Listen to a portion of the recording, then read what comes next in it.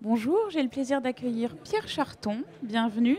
Vous êtes le Bonjour. secrétaire général d'Areva et surtout l'ancien directeur juridique. Alors, on est ici au congrès des DAF et des directions juridiques, justement. Vous venez de participer à une conférence sur la création de valeur.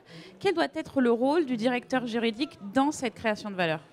Pour créer de la valeur, il faut avoir une organisation efficace. Et l'organisation efficace, aujourd'hui, elle doit répondre à un double phénomène, celui de la complexité et celui de la vitesse.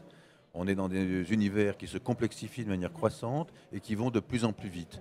Donc il faut accompagner l'entreprise dans cette dynamique-là et la fonction juridique doit réfléchir à son organisation de façon à avoir les expertises qui lui permettent de faire face à la complexité et donc de choisir les expertises permanentes dont elle a besoin en interne et les expertises qu'elle ira chercher ponctuellement à l'extérieur.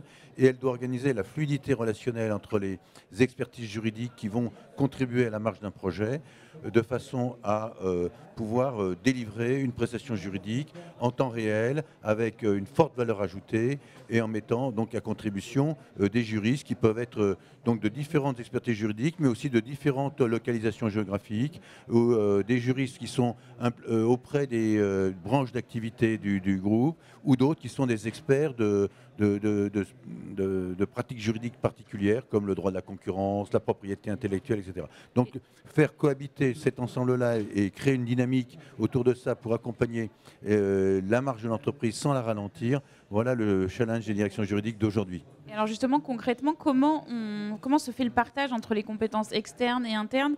Comment on choisit la bonne répartition? Je crois qu'il faut d'abord partir de l'identification très précise des besoins de l'entreprise.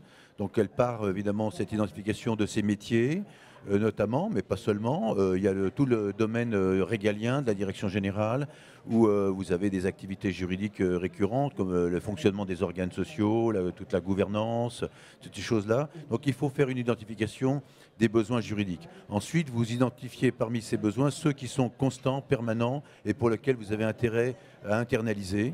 Et puis vous avez des besoins qui sont plus ponctuels, plus rares. Par exemple, aller dans un pays dans lequel on n'a jamais été, on ne connaît pas le droit local, on va choisir un cabinet d'avocats local, on va se renseigner.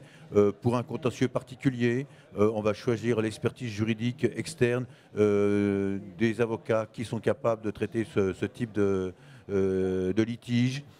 Donc selon les pays, selon les problématiques posées, selon donc leur niveau de rareté, on va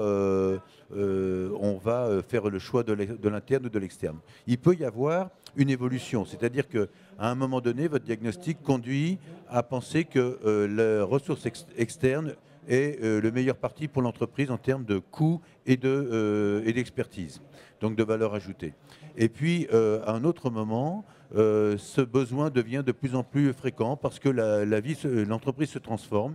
Et à ce moment-là, vous allez vous poser la question de l'internalisation de la ressource. Ça peut, par exemple, être lié à une présence dans un pays qui se densifie, qui fait que vous aviez recours à des conseils extérieurs dans ce pays-là, et puis vous pensez à créer une équipe juridique locale, par exemple. Juste pour terminer, quel conseil vous donneriez aux futurs directeurs juridiques qui sont ici et à ceux qui commencent leur carrière? Je leur conseillerais d'avoir une bonne santé. Merci beaucoup, Pierre Charton. do do do do do do do do do do